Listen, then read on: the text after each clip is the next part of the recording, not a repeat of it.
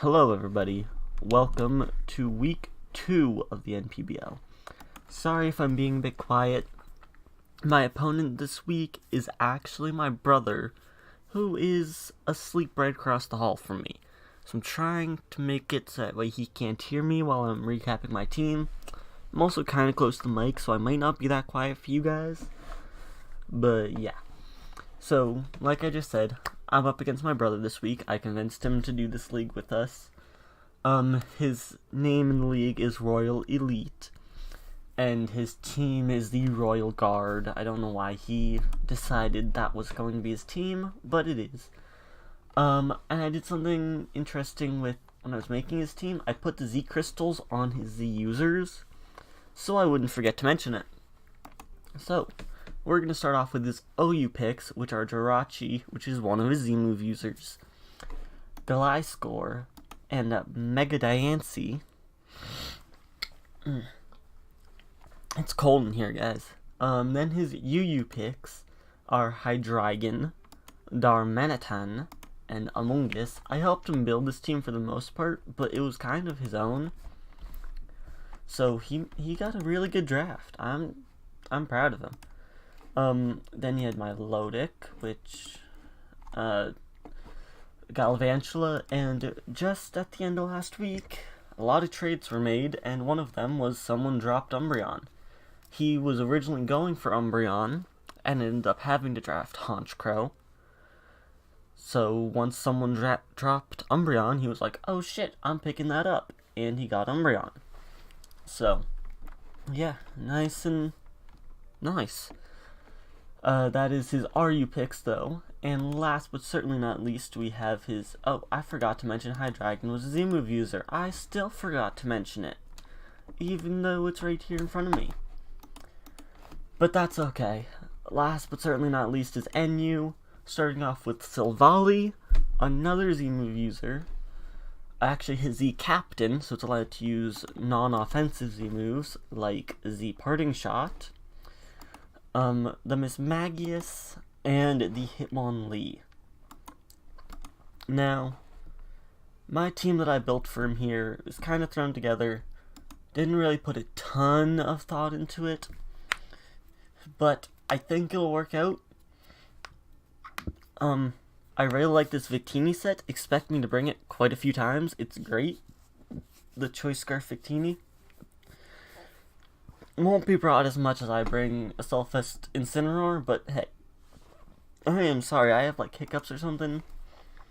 But, so Victini can handle the Jirachi. It actually, I made it max speed so I could speed tie with a max speed Jirachi Scarfed.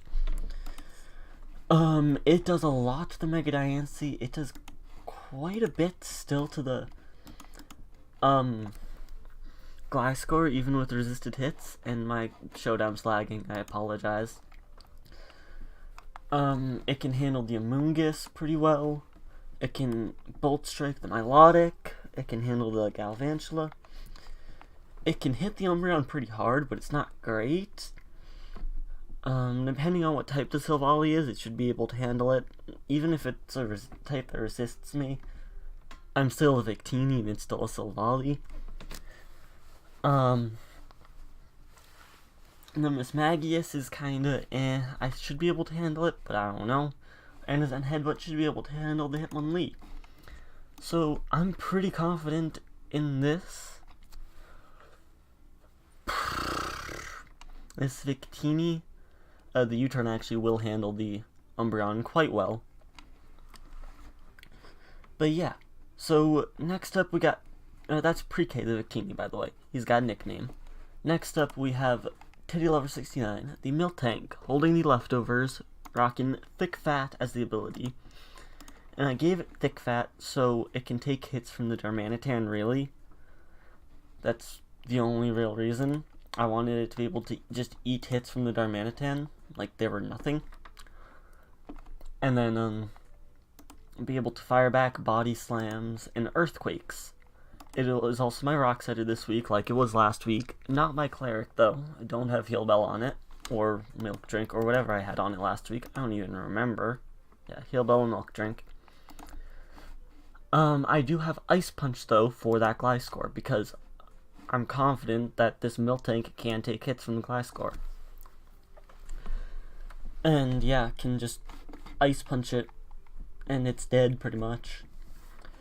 I am sorry, it's fucking cold up here. Jesus. I'm like shivering while I'm doing this. I feel trash. But yeah, also base 100 speed, so I made it so it can speed tie with things like the Jirachi, because I want to be able to get an Earthquake off on it if I can. Also, it outspeeds the Darmanitan, as long as it's not Scarfed, which it most likely will be. If either of these come, I expect them to be Scarfed. Also, outspeed the Hydreigon, so, yeah.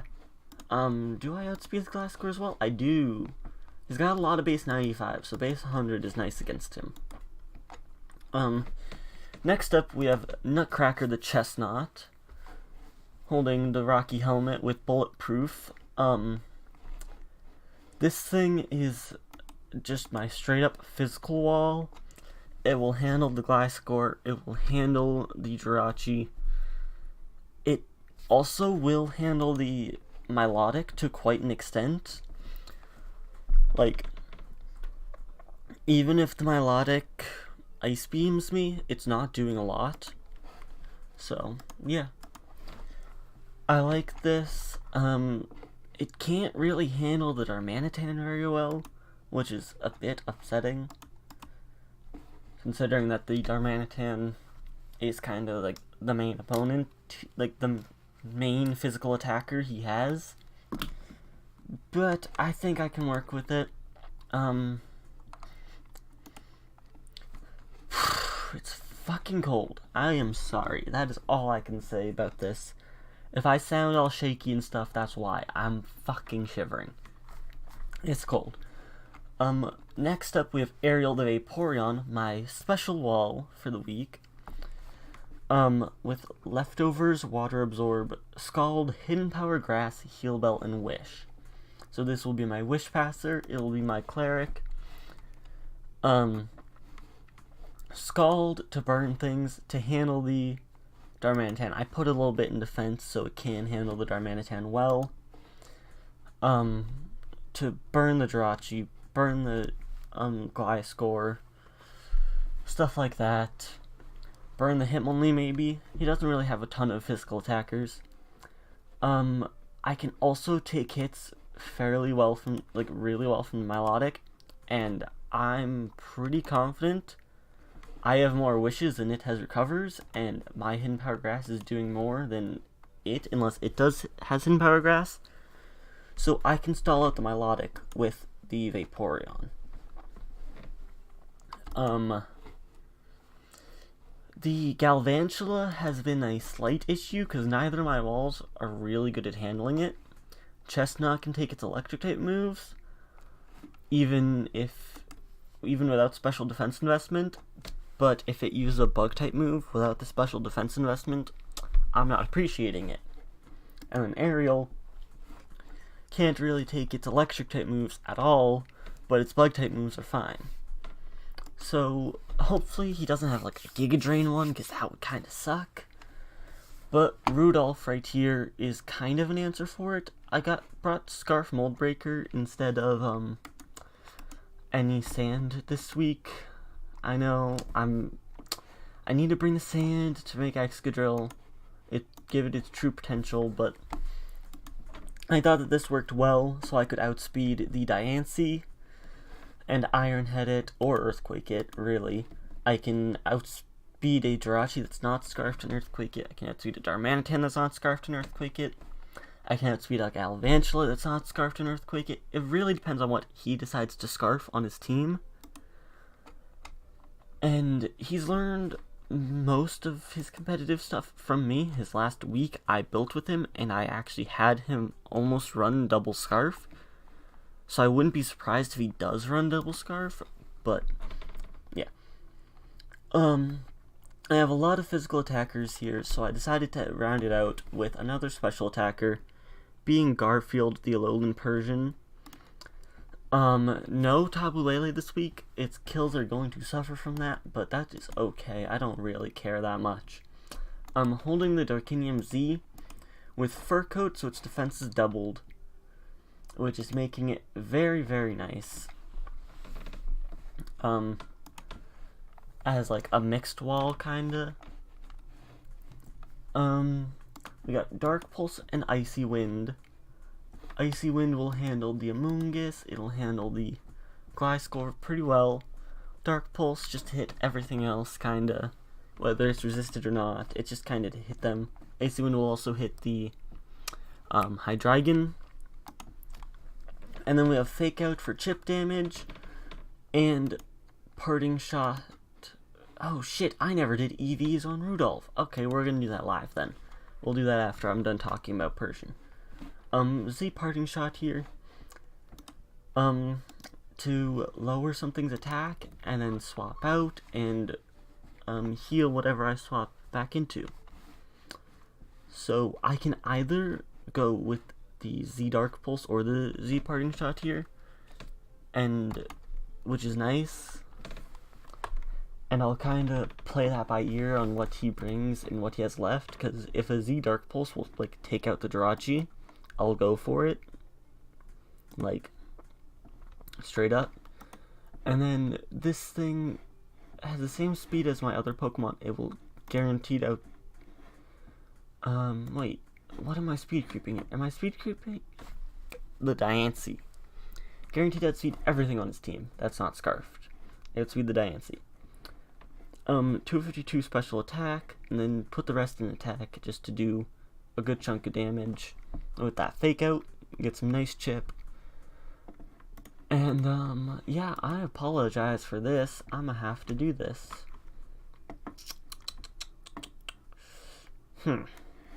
Okay, so I'm Scarfed, and I want to reach the Mega Diancie speed, because that's his fastest thing. So, 352. You guys can't see my calculator here. Can you? You might be able to. Nah. Okay, never mind. 352. No, what the fuck? My computer sucks. I apologize. Divided by 1.5. 234. So that's what I have to reach. It's just 234. That is not very much at all. 235 right there. Easy peasy. Is there anything else I'd rather speed creep that's a potential Scarfer? Not really, they all outspeed me naturally. Yeah. So, I guess that's all I'm doing for speed here, for the Excadrill. 352, let me just make sure that's the Diancie speed. Yeah, 350 right there, so I actually could have gone lower, but whatever. That's fine, that's not wasting anything really. We can go in Adamant Nature, and then just dump the rest into HP. 164, don't like that even number, so put that into defense, and there we go. Now we got a bit of a bulky Excadrill. I didn't really cover the moveset on it either. I kind of just skimmed over it. Obviously, Earthquake for stab, and Iron Head for stab and hit the Diancie. X-Scissor to handle the Umbreon, really. That's pretty much it. It'll also hit the Hydreigon, but I don't really need it to. Like, Iron Head will hit pretty hard, and I have other options for it. And then, if my showdown will load, thank you. The Rapid Spin, just because I didn't have a fourth move to put on that I really needed. Rock Slide wasn't doing anything for me. So I threw on Rapid Spin just in case. Scarf Rapid Spin, maybe throw him off and make him think I'm not Scarfed for some reason. I don't know. Just so I have some hazard removal too, because Sticky Webs don't... When my entire team kind of revolves around speed, Sticky Webs aren't very fun. So, yeah. I think that is about it. I am done with this video. I will see you guys for the battle, which I am doing later today. Goodbye, my friends.